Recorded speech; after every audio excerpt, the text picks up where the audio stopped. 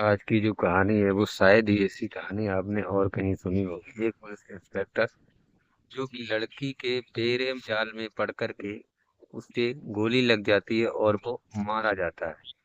कहते हैं पुलिस एक देश की रक्षा करती है, किसी जुर्म करने वाले को सजा देती है। उसने ऐसा खुद ने क्या जुर्म किया होगा जो उसने खुद को वो सजा मिली। आइए इस कहानी को बारीकी से समझने की कोशिश करते हैं।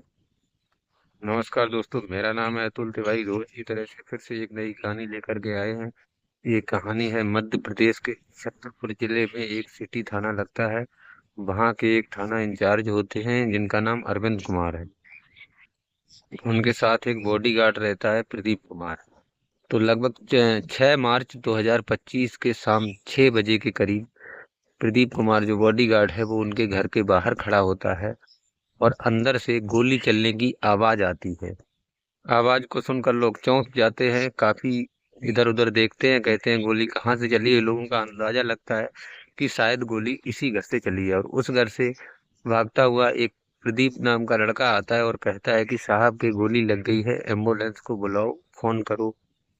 सुनने में तो बड़ा अजीब लगता है कि जो थाना इंचार्ज है उस पर इस तरह से हमला कौन कर सकता है, लेकिन लोग जब अंदर जाकर देखते हैं तो अरविंद कुमार जी बाकायदा पड़े हुए हैं, जिनकी गोली लगती है गर्दन के नीचे से, नली रख करके, ठोड़ी पर नली रख करके, और ऊपर की तरफ गोली से फायर किया जाता है।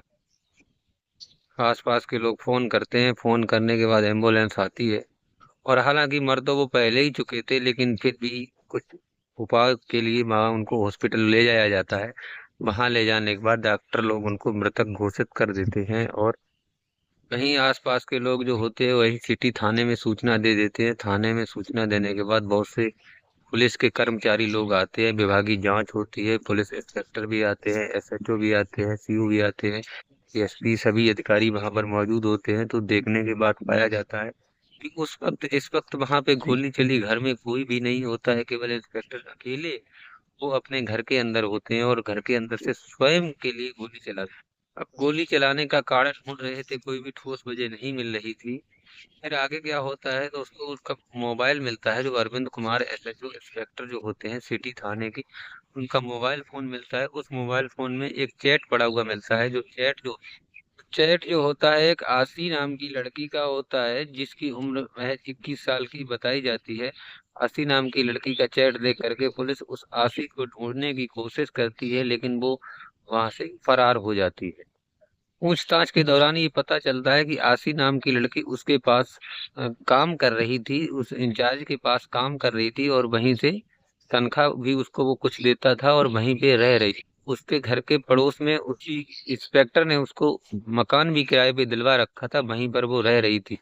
करीबन एक हफ्ता हो जाता है, जांच करते करते दिन ब दिन पन्ने खुलते चले जा रहे थे, एक नई से नई चीज सामने आती थी। तो एक चीज सामने आई जिसने सारे पुलिस अफसरों को चौंका दिया, जिसमें सामने क्या आया कि उस लड़की का उस इंस्पेक्टर अरविंद के साथ में अफेयर चल रहा था।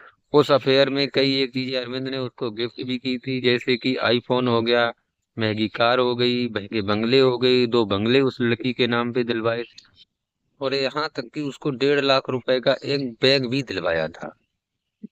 वो इंस्पेक्टर उसकी सारी शौकें पूरा करता था और उससे शादी करना चाहता था। ये प्रेम प्रसंग लगभग 1 साल से लगातार चलता चला आ रहा था। काफी कुछ जांच पड़ताल करने के बाद एक बार क्या होता है कि 12 मार्च 2025 को आसी नाम की लड़की पुलिस के हाथ लग जाती है।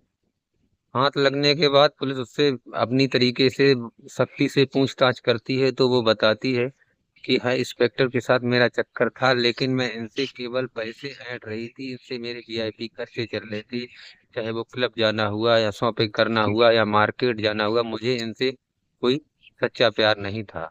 मैं एक सोनू नाम के लड़के से प्यार करती हूँ और उससे शादी करना चाहती थी। इनके साथ मेरे जो भी वादे थे वो सिर्फ पैसे ऐंठने के चक्कर में थे।